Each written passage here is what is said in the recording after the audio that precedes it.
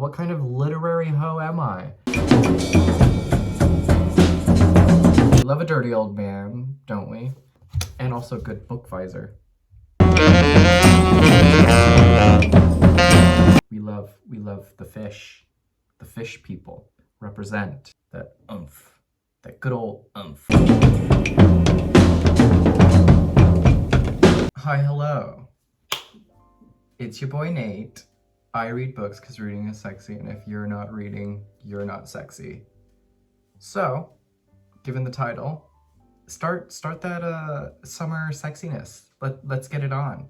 Here to give you a spring summer reading list. Yes, as it's getting warmer, I thought, okay, yes, it's time to do this. So with my reading, I usually have themes for the seasons. I read with intention, if that's what you want to call it, but some themes that I'm thinking about with these books. Literature speaks to life, life speaks to literature, and it's this ongoing conversation that I think, I don't know, makes a more wholesome reading experience. So also hydrate. We are doing a matcha tonic.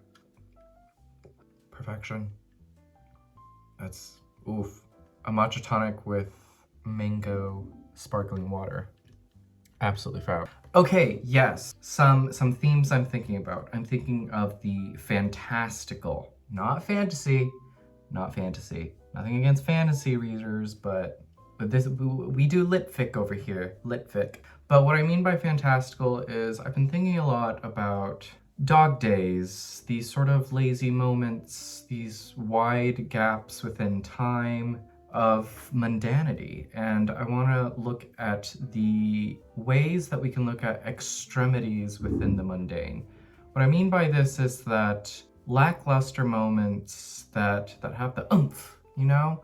I'm looking for that in literature, how we can take the mundane and give it that oomph, that good old oomph. You feel? I think that's something I want to look at, you know, between the lines, within sentences, in the middle of paragraphs. I'm looking for the extremities in the mundane. I'm also looking at character. I want to look at the underdog, the unsung hero, the trying characters, because we're all trying out here, you know? We're trying to do our best, right? And I want to see how some of these characters are trying and how we can get from try to true. So yes, looking at that. And last but not least, tenderness. I'm looking at tenderness. I'm looking at tender moments, tender feelings, the ripeness of a sultry emotion evoked through sex, friendships, or life itself, you know? It's summertime, sexy sadness. I just want a sexy summer, okay? I want a sexy summer, but I wanna think of tenderness. Yeah, I'm feeling tender. That's what I'm feeling. So here's some titles that I'm thinking of reading to think about these things. And also, I don't know how, like, I didn't do much research about how these titles speak to these themes. So these themes are quite broad, and that's a good thing, because when you have these broad themes, you can think broadly about the work itself, and you don't like go in with expectations is what's nice about sort of the themes that I've been thinking about. And someone is playing like ice hockey up there or something. Okay, well, let's get into some titles, shall we? Monsoon season is a real thing in Korea, so I'm thinking wet and sweaty. Why not do The Seas by Samantha Hunt? This little YouTube darling of a book, I don't think we need to go much into it, but it's about mermaids. We love the fish people represent. So yeah, The Seas, Samantha Hunt. Can't wait to get into this. A lot of my favorite booktubers, y'all know who you are, have been reading this, so I want to get on it.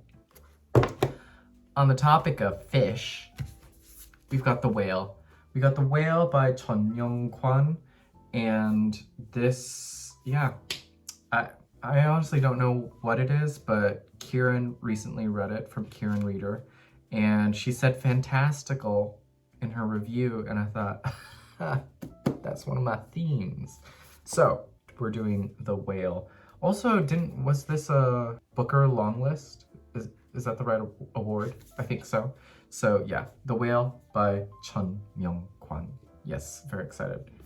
Kitchen Confidential, Anthony Bourdain. I don't know. Something about reading this, you know, al fresco, sitting outside, little patio in the sun, afternoon light, and reading about food while eating food, a glass of wine. I don't know. I don't know. Something about this floppy paperback with my yellowed edges just screams summer to me for some reasons. And I also wanted to read more food writing, so very, very excited to dip into this. With some more nonfiction, I have Elvis and Me by Priscilla Presley, the wife of Elvis Presley. Doing this mostly because Sofia Coppola is doing a biopic of her soon, and I don't know, that's so sexy. Sofia Coppola is summer, and it just screams sexiness to me, so we're doing Elvis and Me by Priscilla Presley. And just something about this, like, ain't she gorgeous?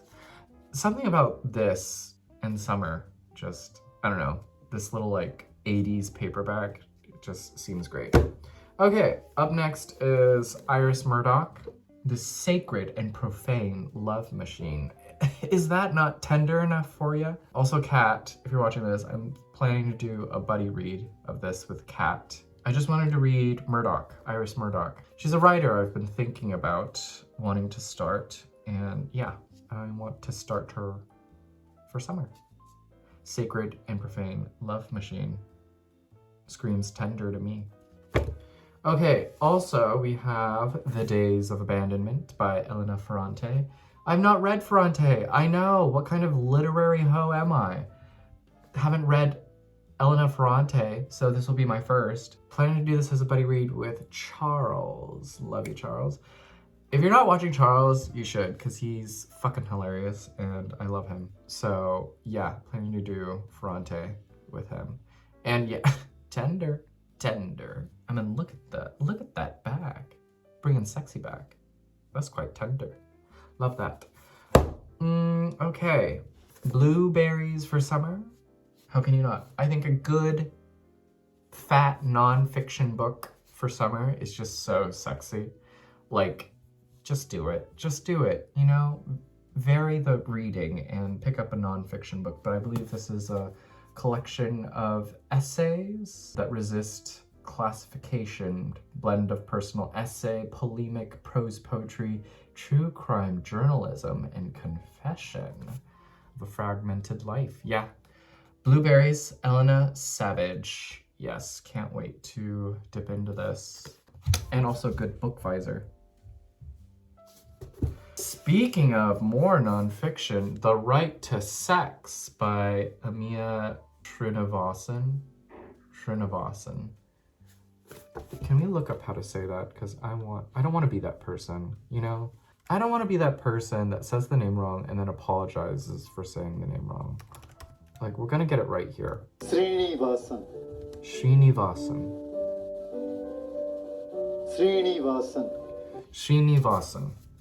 Amina Srinivasan. The Right to Sex, Feminism in the 21st Century. Who put me on this? It was Pato. Pato, this is all you're doing? You spent like 20 minutes talking about it, and I was like, okay. 20 minutes on a single book, that's a lot of time, must mean a lot. So, very excited to dip into this, and what is more tender than The Right to Sex? Okay, also, we're doing If an Egyptian Cannot Speak English. I don't know, something about the yellow font on this was like, it's summertime, baby. So, we're doing this, and it's been making its rounds, and it's finally my turn, okay? It's my turn. I'm ready. So many good things about this I've heard, and it's just time. Naga, If an Egyptian Cannot Speak English. Okay, back to the nonfiction with Funny Weather, Art in Emergency, Olivia Laing. Pretty in Pink for summer with David Wojnarowicz on the cover. Like, how can you not? I love going to a good gallery with air conditioning in the summer. So what a better book to read than about art while looking at art in summer.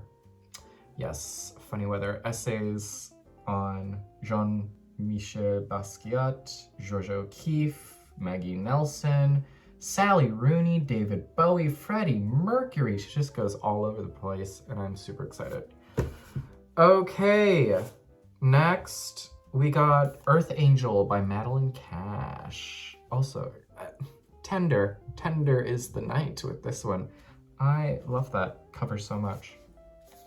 Yeah, that just screams summer to me, and to read this in summer, what is sexier? What is sexier? Let me know. This is a collection of short stories with an ISIS recruit, adolescent beauty queen, and a childless millennial, whom all walk into a bar. That's one of the stories. So, yes, doing this as a buddy read with perhaps CJ Reads and Kieran Reader. A little trio of a buddy read. Yes, this just seems perfect. Can't wait to dip into this. Summer comes around and I just miss LA. So we have Hollywood by Charles Bukowski. We love a dirty old man, don't we? And I just could not resist this Black Sparrow Press cover of Hollywood. It's just so good. Like, it's wonderful. So yes, we're doing Hollywood, Charles Bukowski. Pretty sure we all know what this is gonna be about. Drugs, booze, women, Hollywood. Okay, I think I'll talk about this. I feel like I've talked at lengths about this, so I'm telling you, I'm doing it for summer because Underdog, that's a literal dog. The Boy and the Dog by Seishu Hase. What is more of an underdog character than a literal dog, right? And yeah, it does give summer. Look at that cover. It's just so gorgeous. So we're doing that. Up next is The Importance of Being Iceland. What's nicer than a big old block of ice for summer? I'm gonna do this as a buddy read with Sophie from Bibliosophie. These are travel essays in art by the great Eileen Myles. So excited to dip into this. It's a chonky one. It's a chonky one. And there's something in here. American Airlines boarding pass. I bought this used. So where is this going to? From Chicago to Austin. Interesting. Okay, yes. Travel art essays. Cool off. Okay. This one I'm quite excited to talk about, look at, but we've got The Apple in the Dark by ya girl, Clarice Lispector. I'm trying to be a Clarice Lispector completionist. This is getting a new translation in, I believe, October by New Directions. But this edition is translated by Gregory Rabassa. So I want to read this before I read the new translation and see how the works differ. I don't know what this one's about, and I don't want to know. I kind of just want to dive deep into this blindly. And I believe Lispector has mentioned that this was one of her favorite works of hers. Like, she took this one seriously and with much pride, I believe. There was a New Yorker article that recently came out about this, so I decided to pick it up. So, very excited to read this and then reread it in the new translation. So we shall see. Last but not least, also, I don't even know if I'll get to any of these, like all of them. The buddy reads for sure, because I love me a good buddy read, you know? Reading is such a solitary experience. It's best shared in good company. But y'all, I'm so excited about this one. Y'all don't even know. But my most anticipated summer read, which, heads up, y'all, if you want the little Nathan newsletter here, sneak peek updates, this book is going to get its own vlog. its own thing, which will step outside of the usual past tense vlogs that you've been seeing, because all of these vlogs that have been put out are from like a few months ago. I think we're in late February, March right now, in terms of vlog content on the channel. But yes, this is getting its own vlog, and I believe I'm doing a buddy read of this with Matt from Matt Sharapa. Yeah, love you, Matt. Because he also has this, and I'm super stoked to read it with somebody. Y'all ready? Drum roll, y'all. Yes, I've got the new Melissa Broder, Death Valley. Look at that pink. Look at that hot pink. What is cacti? Cacti teardrop. What is a better summer book than this? So very, very excited to dip into this. I have become a Broder stan after the Pisces. I have a library loan, a Libby loan coming up of Milk Fed. So yes, we've become a Broder stan. Can't wait to read Death Valley, Melissa Broder. Let's go. And that's all my summer books, y'all. Let me. Okay, that's enough. That's enough. Let me know what you're reading for summer. Are we matching, or are the reading lists matching? Let me know. Let's read together. Love sending notes and exchanging ideas and letting literature speak for us and to be spoken about. That's it. All right. Be well, do good work, keep in touch.